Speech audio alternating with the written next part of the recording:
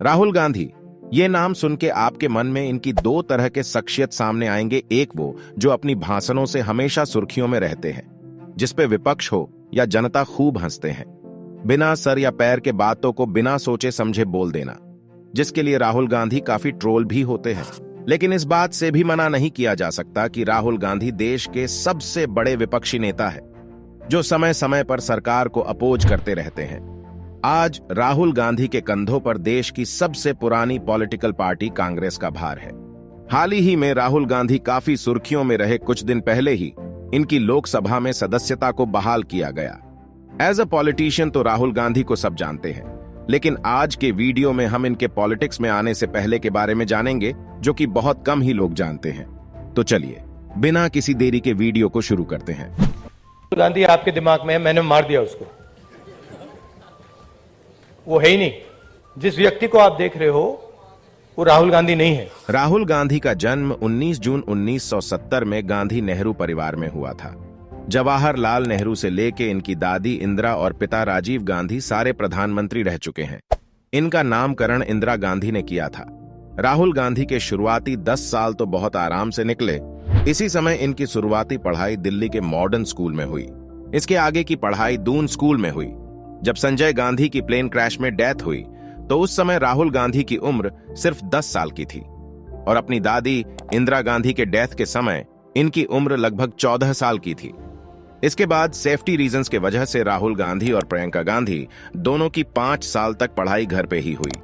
आगे की पढ़ाई राहुल गांधी ने हार्वर्ड और कैम्ब्रिज जैसे नामी यूनिवर्सिटीज से कंप्लीट की। ग्रेजुएशन खत्म करने के बाद अमेरिका में मॉनिटर ग्रुप में इन्होंने 3 साल तक काम किया। इस दौरान राहुल गांधी का नाम राहुल विंची था। हार्वर्ड में इनको 1 साल ही हुआ था कि एक चुनावी रैली में इनके पिता राजीव गांधी की हत्या कर दी गई। इस खबर ने राहुल गांधी को झंझोड़ के रख दिया। सोनिया गांधी शुरू से ही यह नहीं चाहती थी कि राजीव गांधी पॉलिटिक्स में आए। श्रीलंका में हमले के बाद से ही राजीव गांधी पर हमले की आशंका होने लगी थी। लेकिन होनी को कौन टाल सकता है, राहुल गांधी को भी अपनी रियल आइडेंटिटी को छुपाने को बोला गया था। साल 2002 में ये भारत लौटे और खुद की आउटसोर्सिंग की कंपनी स्टार्ट की। राहुल गांधी तो कभी पॉलिटिक्स में आना ही नहीं चाहते थे। इनसे ज्यादा पार्टी में प्रियंका की बात होती थी, लेकिन किस्मत कुछ और ही चाहती थी। अपने पिता की हत्या के बाद जब राजीव गांधी की अस्थियों को विसर्जित करने इलाहाबाद ले जाया जा रहा था, उस समय हजारों की भीड़ ट्रेन के पीछे भाग रही थी। यह नजारा देख राहुल गांधी ने अपने पिता की लेगेसी को पहचाना और अपने कर्तव्य को समझा। इस घटना के बाद ही राहुल गांधी ने पॉलिटिक्स में आने का फैसला लिया। काफी कम लोग ही जानते हैं कि राहुल गांधी को स्पोर्ट्स का बहुत शौक है। क्रिकेट, स्विमिंग, बॉक्सिंग जैसे एक्टिविटीज इनको बहुत पसंद है। शायद आपको सुन के हैरानी हो, अकीडो मार्शल आर्ट में राहुल गांधी ब्लैक बेल्ट है। पिछली साल राहुल गांधी की एक फोटो वायरल हुई थी जिसमें उनके 6 पैक्स दिख रहे हैं। केरला दौरे के समय भी इन्होंने एक हाथ से पुशअप्स लगा के अपनी फिटनेस दिखाई थी। यही नहीं, इसके साथ साथ राहुल गांधी एक सर्टिफाइड बॉक्सर और स्कूबा ड्राइवर भी है। इसके अलावा इनको ट्रेवलिंग का भी बहुत शौक है। विपक्ष अक्सर इनको इस बात पे घेरता रहता है। रिपोर्ट्स की अकॉर्डिंग साल 2015 से लेके 2019 के बीच राहुल गांधी 247 बार फॉरेन वैकेशन के लिए गए हैं, यानी एवरेज 1 महीने में 5 बार। इंटरनेट पे कई ऐसे भाषण मिल जाएंगे जहां राहुल गांधी कुछ ऐसा बोल जाते हैं जिसका कोई लॉजिक ही नहीं होता। पांडवों ने डिमोनेटाइजेशन किया क्या? नोटबंदी की थी क्या? गलत जीएसटी लागू की थी क्या?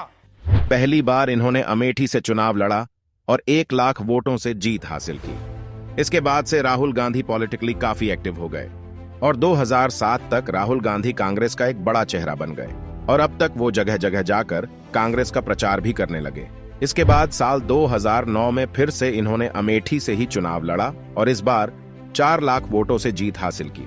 साल 2014 में राहुल गांधी प्रधानमंत्री पद के लिए खड़े हुए, लेकिन अब तक नरेंद्र मोदी भी प्रधानमंत्री पद के लिए आ चुके थे और बदलाव की हवा भी देश में चल रही थी, जिसके चलते कांग्रेस को हार मिली। देश में बीजेपी गवर्नमेंट बनी और कांग्रेस यह चुनाव हार गई। फिर साल 2019 में फिर एक बार लोकसभा के चुनाव हुए। इस बार तो राहुल गांधी अमेठी की सीट भी नहीं बचा पाए और यह इलेक्शन हार गए। हार की जिम्मेदारी इन्होंने अपने कंधे पर ली और कांग्रेस के अध्यक्ष के पद को छोड़ दिया। लेकिन फिर भी राहुल गांधी पूरी ताकत से सरकार पे हर नियम पे हमला बोलते रहते हैं। इनकी भारत जोड़ो यात्रा भी काफी चर्चा में रही थी, जिसमें बॉलीवुड से लेके खेल जगत के कई सेलिब्रिटीज भी शामिल हुए थी। अगला लोकसभा चुनाव अगले साल यानी साल 2024 में है, जिसमें देश की अलग अलग 17 पार्टी एक हो गई। मोदी सरकार को हराने के लिए आपकी इस बारे में क्या राय है, हमें जरूर बताएं। वीडियो पसंद आए तो वीडियो को लाइक करें और चैनल को सब्सक्राइब करना ना भूलें।